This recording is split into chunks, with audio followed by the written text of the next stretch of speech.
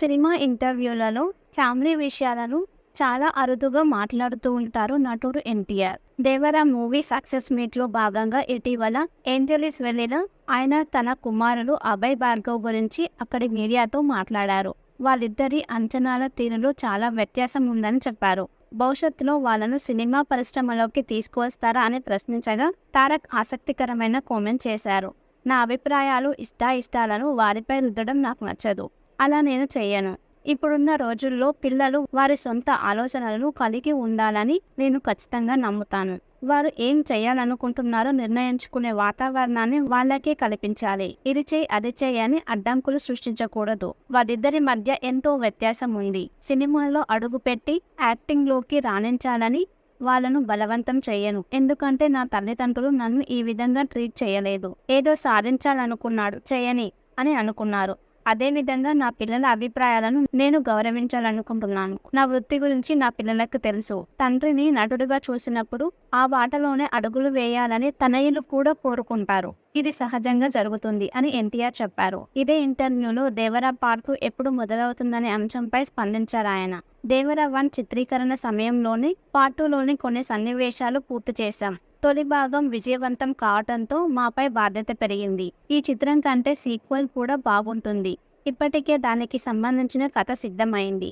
దేవరా కోసం కొరటాల శివ ఎంతో కష్టపడ్డారు. అందుకే ఆయన్ని ఓ నెలన్నర పాటు విశ్రాంతి తీసుకోమని చెప్పా.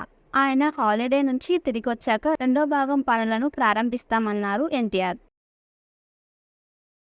సినిమా ఇంటర్వ్యూలలో ఫ్యామిలీ విషయాలను చాలా అరుదుగా మాట్లాడుతూ ఉంటారు నటుడు ఎన్టీఆర్. దేవరా మూవీ సక్సెస్ మీట్లో భాగంగా ఇటీవల ఏంజలీస్ వెళ్ళిన ఆయన తన కుమారుడు అభయ్ భార్గవ్ గురించి అక్కడి మీడియాతో మాట్లాడారు.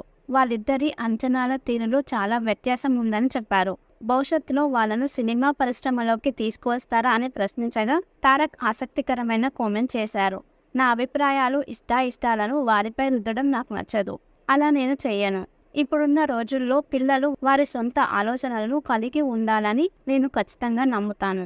వారు ఏం చేయాలనుకుంటున్నారో నిర్ణయించుకునే వాతావరణాన్ని వాళ్ళకే కల్పించాలి. ఇది చెయ్యి అది చెయ్యి అని అడ్డంకులు సృష్టించకూడదు. వారిద్దరి మధ్య ఎంతో వ్యత్యాసం ఉంది. సినిమాలో అడుగుపెట్టి యాక్టింగ్లోకి రాణించాలని వాళ్ళను బలవంతం చెయ్యను. ఎందుకంటే నా తల్లిదండ్రులు నన్ను ఈ విధంగా ట్రీట్ చేయలేదు. ఏదో సాధించాలనుకున్నాడు చేయని అని అనుకున్నారు. అదేవిధంగా నా పిల్లల అభిప్రాయాలను నేను గౌరవించాలనుకుంటున్నాను. నా వృత్తి గురించి నా పిల్లలకు తెలుసు. తండ్రిని నటుడిగా చూసినప్పుడు ఆ బాటలోనే అడుగులు వేయాలని తనయులు కూడా కోరుకుంటారు. ఇది సహజంగా జరుగుతుంది అని ఎన్టీఆర్ చెప్పారు. ఇదే ఇంటర్వ్యూలో దేవరా పార్ట్ 2 ఎప్పుడు మొదలవుతుందనే అంశంపై స్పందించారాయన.